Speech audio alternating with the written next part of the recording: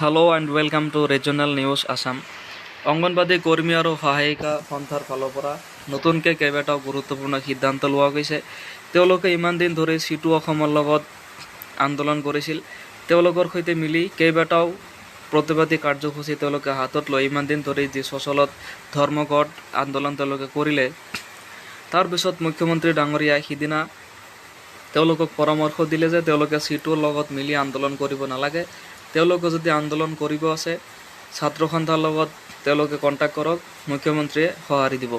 তো তাৰে পৰিপ্ৰেক্ষিতত চিটুৰ লগত ইমান দিন ধৰি তেওঁলোকে যি এটা সহানুভূতি বা এটা সংগতি ৰাখিছিল, সেই সংগতিটো তেওঁলোকে এৰিলে আৰু নিজাববীয়াকৈ সংগঠন গঠন কৰাৰ তেওঁলোকে সিদ্ধান্ত লৈছে।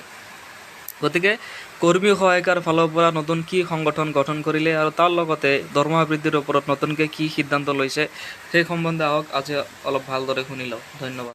বঙাইগাঁও জিলাৰ বৈতামাৰী প্ৰজেক্টৰ অংগনবাদী কৰ্মী শ্ৰী নিভাৰাই আজি মই পোনপ্ৰথমে মোৰ অংগনবাদী কৰ্মী তথা সহায়িকা নৱবৰ্ষৰ শুভেচ্ছা জ্ঞাপন কৰিছোঁ।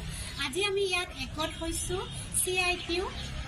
CITUৰ পৰা আমি আঁতৰি আহিব লাগে আৰু নিজাববীয়া এটা সংগঠন কৰিব লাগে।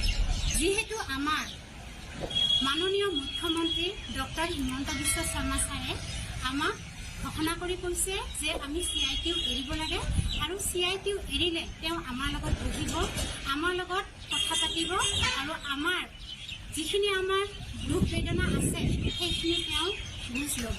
তেওঁ এইখিনি কথা শুনি আমি নথৈ আনন্দিত হৈছোঁ। তেওঁ যে এটা আমাক ডাঙৰ সুযোগ দিছে আৰু এই ডাঙৰ সুযোগটো আমি এৰিব খোজা নাই।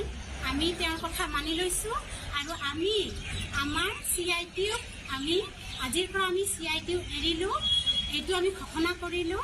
আৰু আমাক উন্নতি লাগে, আমাক প্ৰগতি লাগে, আমাক বিকাশ লাগে আৰু আমি আমাৰ শিশুখিনিৰো উন্নতি বিচাৰোঁ, শিশুখিনিৰ তথা মাতৃখিনিৰ উন্নতি বিচাৰোঁ। আমাক পৰিৱৰ্তন লাগে কাৰণ পৰিৱৰ্তনেই জগতৰ মূল। আজি আমি সেইকাৰণে একগোট হৈছোঁ। আমি কোনো ৰাজনীতি নেতা নহয়, আমি ৰাজনীতি কৰা নাই। আমি অংগনবাদী কৰ্মী সহায়িকা আমি আগুৱাই আহিছোঁ যেন আমি সকলোৱে সফল হৈ শিশু মাতৃৰ উন্নতি কৰি যাব পাৰোঁ।